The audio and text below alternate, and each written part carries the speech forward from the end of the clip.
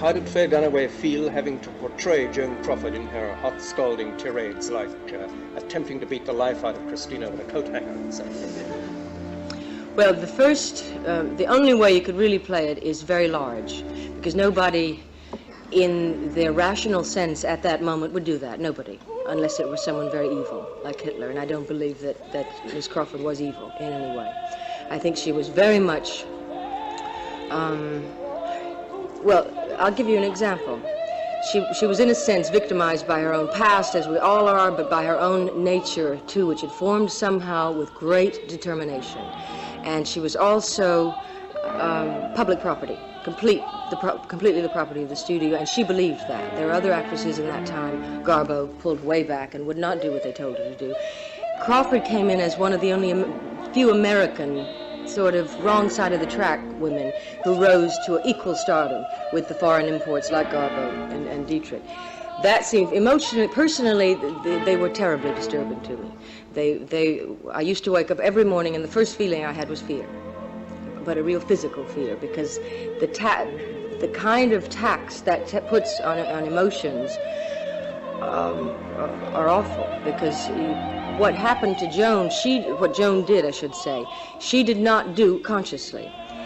Now, the film, but I used to have nightmares, and I used to worry a great deal about those aspects of the film.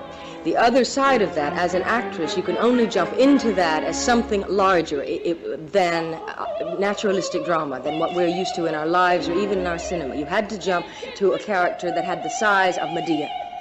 Now, if we saw a film today of Medea and it was just written, and we would say, well, how in God's name did you bring yourself to kill those children? Well, the Greeks would have looked at you like you were crazy, because they dealt with gods and venge, and so you had to approach it with that kind of size. Then what happened, how then I played that, the scene you're referring to, the wire hanger scene, had to be played, and I think did happen, if it happened to that extremity, which I don't believe it really did, I think, but a film is not life. It ought to begin with life, and it ought to be a fair, it ought to be fair to life, but then it has a life of its own. So that what happened, I think, with Joan, if she did get to that kind of rage, is that she flipped.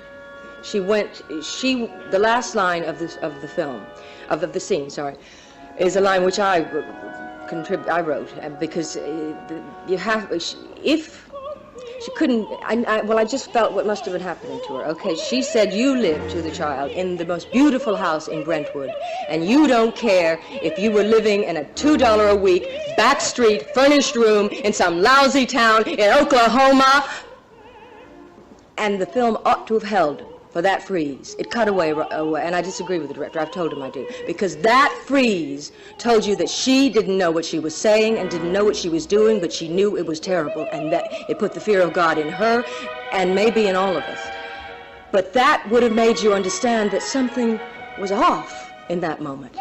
That would have made you interested in who the woman was, who that kind of emotion could happen to. And this is not unbased. They tell me that, I've heard from someone who I trust, that she sometimes on those cavernous Hollywood stages would hear, and she fainted once, the sound of the wind as it swept across those Oklahoma towns. And it sounds maybe a little silly, but I can see it, because she was so in control so much of the time, or so intent on being in control, that there had to be times when her own psyche rebelled and said, I won't be in control anymore. And that was, I think, the tragic flaw, if you will, in her, that she felt the need so much to control things, and no human being can control things to that degree. Is it accurate in terms of what she actually did? No one will ever know. No one, not me, and none of us will know whether she, in fact, did reach the heights of kind of what I see as agony to everyone concerned. No one will really know that. I can't answer that. I can only, I don't think that she was in life as extreme as certainly in the child abuse sections, as she was portrayed in the movie.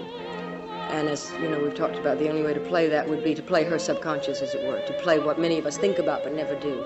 But it's an impossible question to say, and it's unfortunate because people do. They think Bonnie and Clyde was really like that. They don't understand that it is a film and has to be enjoyed, or whatever, on that basis. I mean. It's very odd, though, isn't it, that the reaction of audiences to Mommie Dearest has not been to vilify Joan, but it's almost as if they expect that kind of conduct from her because they have seen her in the fictions, in the films that she's been in. Yes. And a film about her life seems like an extension of a Joan Crawford film.